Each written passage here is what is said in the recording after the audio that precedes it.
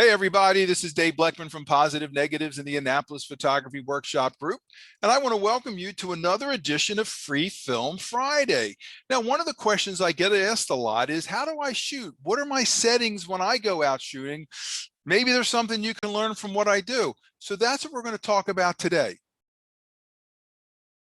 So basically, when I'm out doing photography, I'm either hand holding my camera or I'm shooting on a tripod. And today I want to specifically concentrate and talk about when I'm hand holding my camera.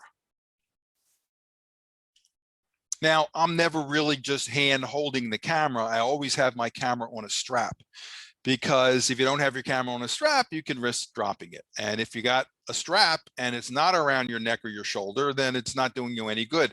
I can't tell you how many people I see holding their cameras with their straps hanging down, which does no good if they drop their camera. So I always, if I'm not on a tripod, I always have my camera attached to some kind of sling around my shoulder so I don't risk dropping my camera. So the first setting that I do when I'm hand holding, again, we know that I'm on a strap. When I'm not on a tripod, firstly, I am always in manual shooting mode. And for those of you that may not be familiar with manual shooting mode, that is the M on your dial. Secondly, let's talk a little bit about the exposure triangle. The exposure triangle is basically the three most important settings in your camera to achieve a good exposure. First, there is the aperture. That is your f-stop. This was one of the hardest things for me to grasp when I first got started into photography, because there's a couple things about the aperture that's kind of bass-ackwards. The first is that the larger the opening of your lens, the smaller the number. The smaller the opening of the lens, the bigger the number. And that's confusing for a lot of people.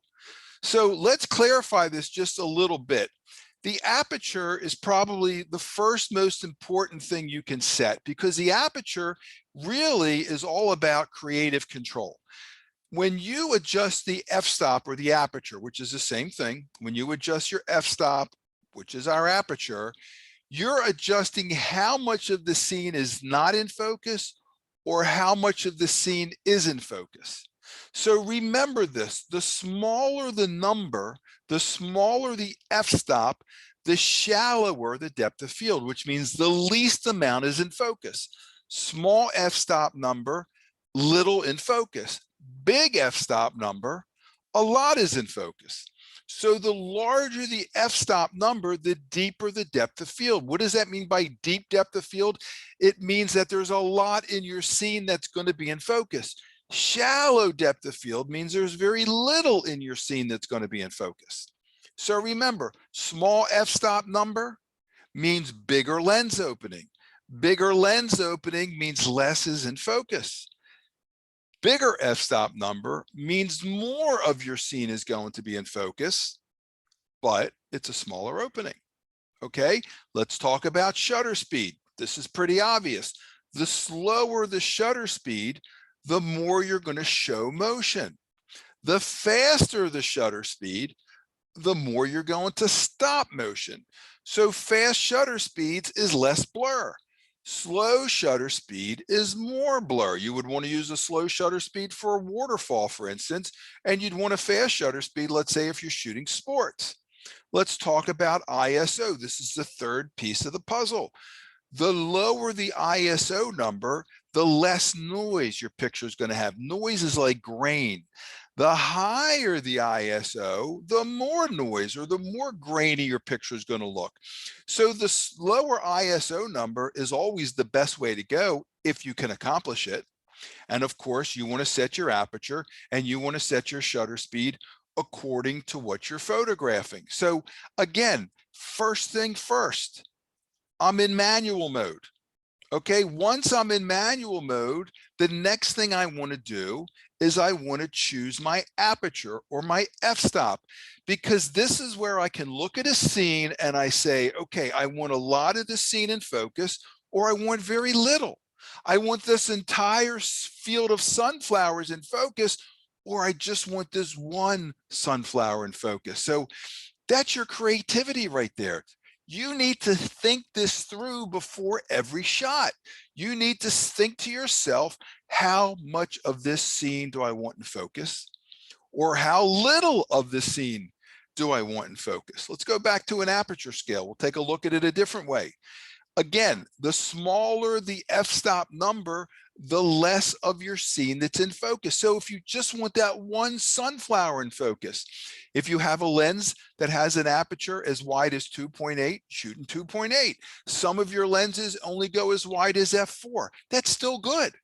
Okay, so maybe you just want to focus on the one sunflower and you want the rest of the sunflowers out of focus.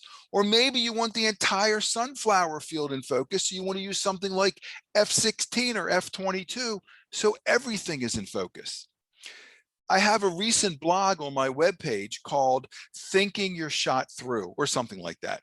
So you need to think through your shot first. Look at your scene, look at what you're photographing, and decide to yourself, how much or how little do I want in focus? So remember, you're in manual mode. So you set the f-stop and it's going to stay. Okay, let's talk about the third setting, is your shutter speed. So let me back up a minute. If you're not in manual mode, let's say you set your camera shooting mode to aperture priority. What aperture priority means is when you pick the f-stop you want to use, your camera picks the shutter speed. Well, that may not be a great thing, because you may pick f16 because you want the whole soccer field in focus, but your camera may give you a slow shutter speed, which means that you're going to capture everybody blurry because you're not going to be able to stop the action. So aperture priority isn't such a great choice because your camera is going to dictate the shutter speed for you. So that's why I shoot manual. I don't use aperture priority. So the third thing I do, once I am in manual mode and once I set my aperture, is I set my shutter speed. So by not being in aperture priority and being in manual mode, I can set my f-stop and then I can set my shutter speed. So let's talk briefly about shutter speeds. The faster the shutter speed, the more you can handhold your camera. You typically don't need to be on a tripod if you're around a 60th of a second or faster. Some people can handhold their cameras at a 30th of a second. Some people can handhold their cameras at a 15th. Other people can't handhold their camera any slower than a 250th. And it all depends on you. It depends on how much coffee you drink. It depends on how nervous you are. It depends on how much taxes you owe. So there's a lot of things that can make you shake. So if you're using a fast shutter speed, number one, it means that you can handhold the camera without really worrying about shake, but you're going to freeze the action. So fast shutter speeds are going to freeze the action. Slow shutter speeds are going to show the motion. They're going to create blur. Typically, when you're using a slow shutter speed, you need to be on a tripod. 1/25th, 1/60th, you're kind of like on the borderline. There used to be a rule of thumb that said if you use a 500 millimeter lens, you should be at about a 500th of a second. If you're using a 300 millimeter lens, you should be at about a 300th of a second. If you're using a 100 millimeter lens, you should be at around a 100th of a second. Of course, again, that's a rule of thumb, but everybody's different. Okay, everybody's different. But here's the beauty of shooting in manual.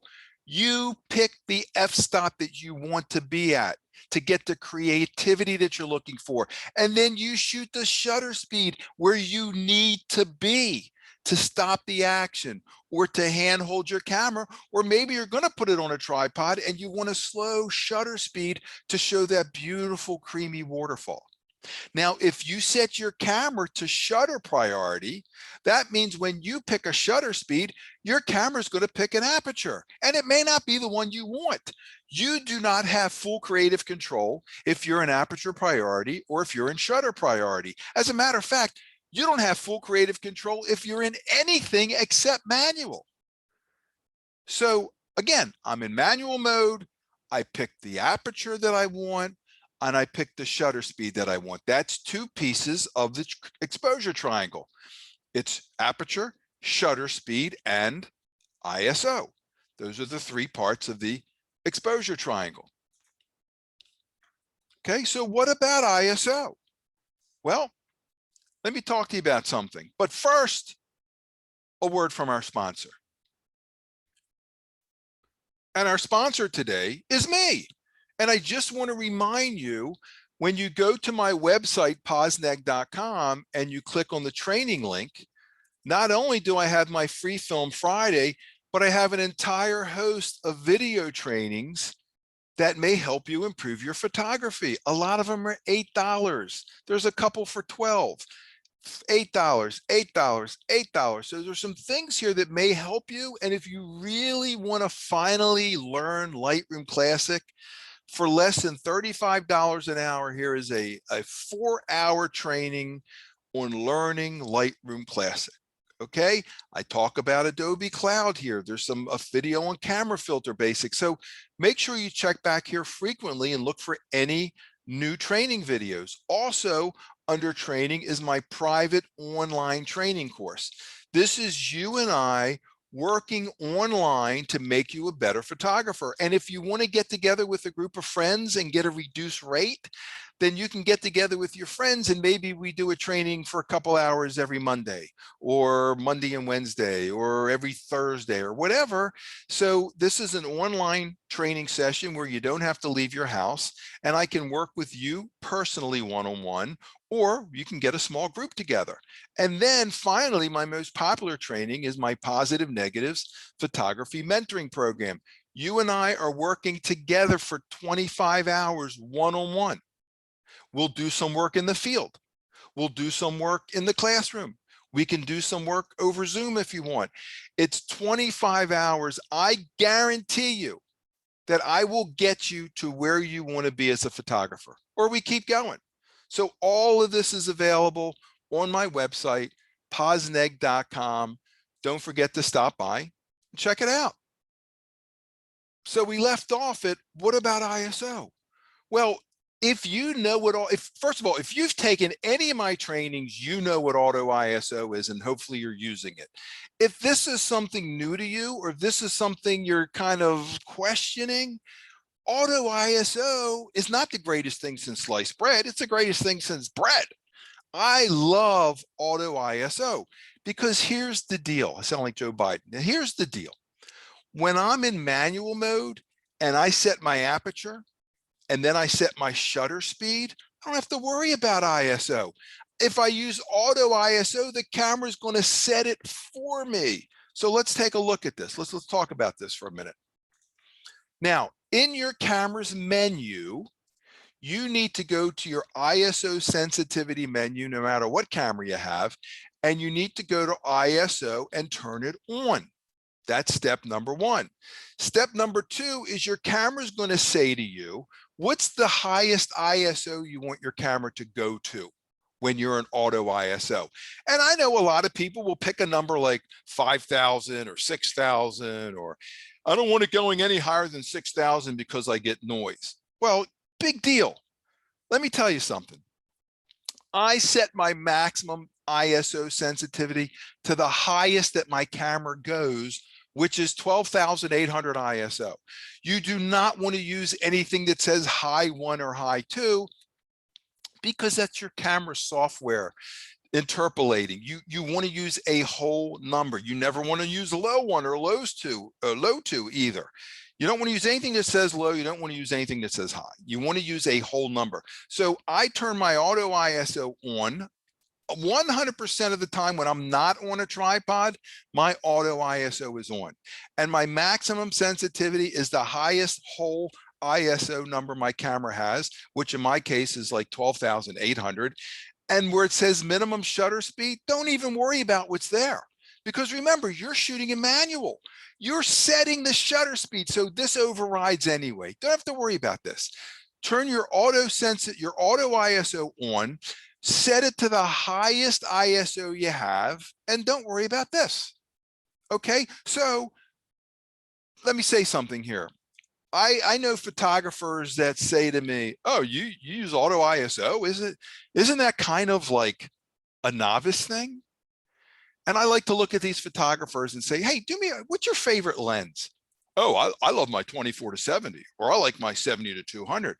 Is that a manual focus lens or no, that's an autofocus lens. Do you use autofocus? Well, yeah. Oh, so you use the auto setting on your lens? Isn't that kind of for like novices? So, I mean, come on, guys, don't be ridiculous. I use auto ISO 100% of the time when I am not on a tripod. So what about the noise? Well, I don't want to go higher than 8,000 because I get a lot of noise. You know what? Let me ask you a question. Let me tell you this first. If you set the parameters, if you say in your auto ISO setting, I don't want to go above 6,400, and your camera needs to go above 6,400, you're not going to get a picture. You can't take a picture if you limit yourself to how high your auto ISO goes. So let me ask you a question. Would you rather have a noisy picture or would you rather have no picture? I can fix a noisy picture. I can't fix a no picture. Okay, so let's talk about noise. Let's take a look at this eagle that I shot recently at Blackwater National Wildlife Refuge. This was shot at ISO 11,600. Now you may say, wait a minute, my camera doesn't even have 11,600. It goes from 10,800 to 12,000. Your camera will pick an ISO it needs. Your camera doesn't necessarily pick one of the ISOs that you find on the dial. Your camera, like for instance, you may take a picture and your camera picks at 110 ISO. You got a 100 ISO, you have a 125 ISO, you don't see a 110, but your camera knows what it needs to pick. Let's take a look at this. Noisy as hell, right? You're very rarely going to see a picture noisier than this. So let's take a look at the shooting information on this picture, okay? I shot it at f6.3. I used a 100 to 400 millimeter Sigma lens whose widest aperture is 6.3. I don't need more depth of field. I want the eagle to be the star of the show, and I want the background to go out of focus. So I shoot at my widest opening is f6.3. I had my fastest shutter speed at a 4,000th of a second because I knew eventually the eagle was going to take off and I wanted to freeze him in flight, which I did. I used center weighted metering because the star of the show is the center of the picture. The center of the picture is the eagle. For almost all of the time, whether I'm on a tripod or I'm hand holding, I'm using center weighted metering. Okay, I overexposed by a full stop. Why did I overexpose by a full stop? Because this sky is at least a stop brighter than the eagle. And I had taken pictures where I was further back. So I didn't want the sky to dominate and I didn't want the eagle to become a silhouette and go too dark. So I overexposed the stop and my camera chose an ISO of 11,400. This is not an ISO you're going to find on your camera. Your camera will choose an ISO that it needs to get you to middle gray, which is what any setting on your camera tries to do, is get you to middle gray. So it comes up with an ISO that you may not be familiar with. So I went from this picture, I used noise reduction, and I got to this. Okay, so I don't worry about noise. Look at this. It's terrible. Look at this. Okay, so I do noise reduction in post-processing. And I go from the noisy picture to a nice, clean, smooth, sharp picture. Okay, and this is truly auto ISO at work. Let me show you what I'm talking about. Let's take a look at this series of pictures I took. All right, I took this on January 6th. Okay, so these ducks here on the ground, I shot it at 2,000ths of a second at f5.6, and I overexposed by a third of a stop, which is what I normally do. This picture, it shows ISO 4,000. Okay, then I went from f5.6 to f11. And it went to ISO 12,800. Okay, then I went from a 2,000th of a second at f11 to a 1,000th of a second at f11, and it picked ISO 7,200. And then for this picture, it was ISO 7200. Okay, then I moved in tighter. And now, because the grass is a little bit brighter, it shows ISO 3600, plus I opened up. So here I was a thousandth of a second at f11 at ISO 7200, and then I went to a thousandth of a second at f6.3, and I went to ISO 3600. And then this was ISO 3600. Again, 1,000th of a second, f6.3, ISO 3600. 1/1000th of a second at 6.3, ISO 3600. 1/1000th of a second at f6.3, but now it went to ISO 2800. So basically, I can just point and shoot. I set my f-stop, I set my ISO, I set my f-stop, I set my shutter speed, and I let my camera set the ISO on its own, and it will adjust as needed. If I'm shooting a bird that's flying in the sun and then it lands in the shade, or it's flying in the sun and it lands in a shady tree, or it starts in a shady tree and then it flies out into the sun, my ISO will adjust exactly accordingly and instantly. You can't do it yourself that fast. So auto ISO, it's a beautiful thing. Anyway, I hope this helped shed a little bit of light on you if you've never used auto ISO. And if you have used auto ISO, maybe this helps reinforce why you're using auto ISO and why I preach auto ISO. And if you want to go to YouTube and watch some more videos about auto ISO, or go to Google and do a little bit of a reading on auto ISO, help yourself. But I'm going to tell you something. I absolutely love auto ISO, and I use it 100% of the time when I'm not on a tripod. So I want to thank you for joining me for another Free Film Friday. Go out, do some shooting this weekend, have fun, and try that auto ISO out for yourself.